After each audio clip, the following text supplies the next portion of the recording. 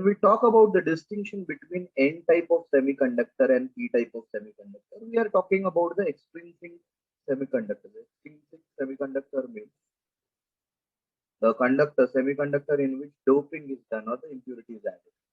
Now in N type, the impurity is pentavalent. In P type, the impurity is trivalent. These are the examples for the pentavalent and trivalent impurities. Here, the impurity is donor impurity because it's going to donate electron.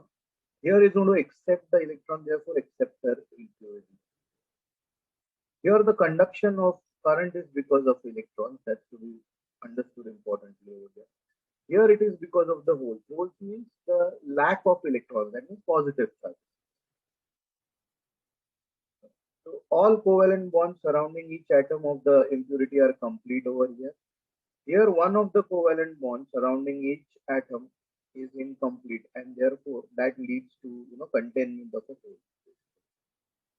So let's proceed then. What exactly is diode with the help of the knowledge which we have regarding N type of semiconductor and P type of semiconductor.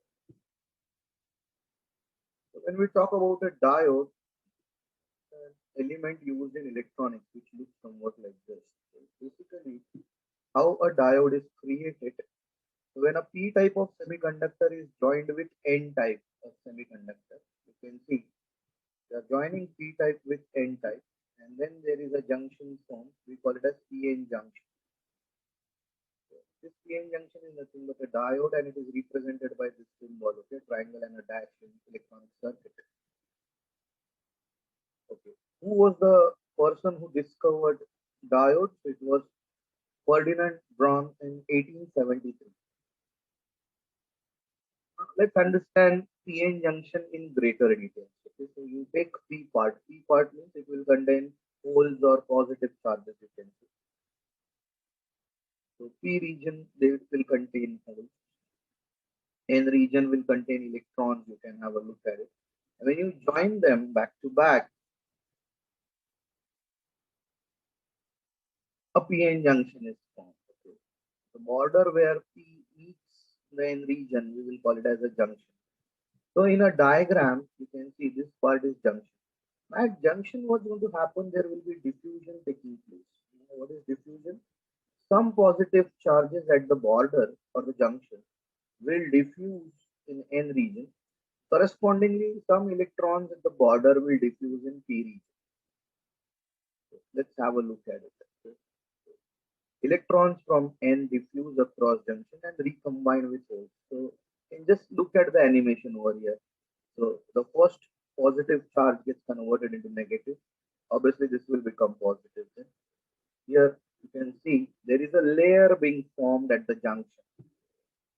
There is a layer of negative charge and positive charge. So there is a reverse potential being generated here. Okay, so we call this potential as barrier potential. Here you can see the layer where this diffusion takes place along the junction. We will call it as depletion layer. Now this depletion layer will have some potential basically. We call that potential as barrier potential. Then have a look at it.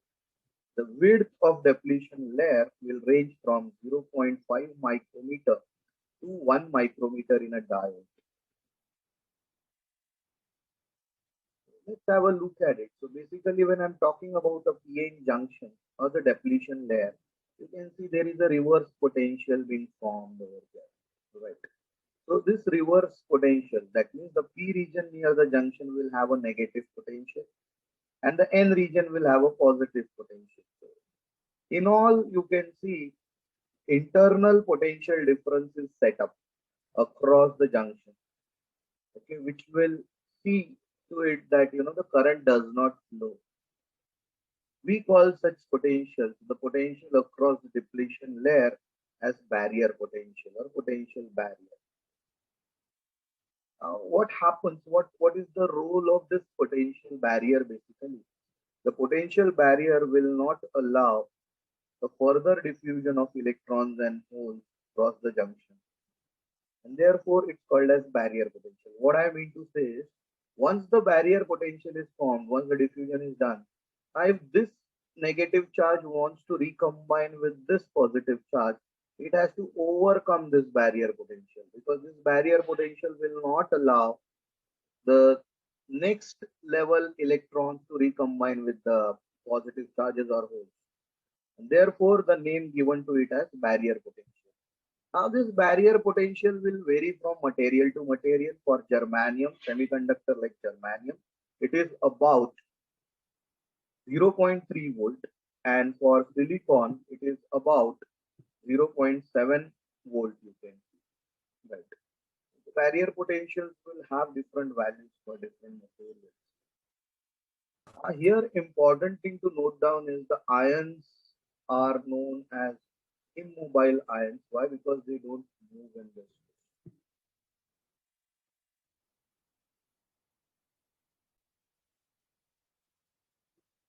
Let's have a quick understanding regarding barrier potential. For germanium, it would be zero point 0.3 volt, and for silicon, it would be zero point 0.7 volt.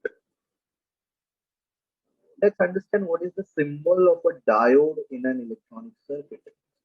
This is how you represent a diode in an electronic circuit. This triangular region represents p-type part, and this dash represents n-type. Therefore, you can see this part is positive and this is negative. So in a circuit, this is how you represent a diode. So the arrowhead of the diode represents the direction of the conventional current.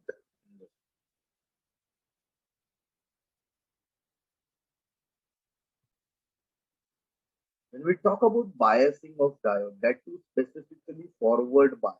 And forward bias, what we will do, we will connect the p-type part to the positive terminal of the battery and n-type part to the negative terminal of the battery. Something like this. You can see P is connected to positive part, N is connected to a negative part, and obviously the current will flow from positive to negative, conventional flow.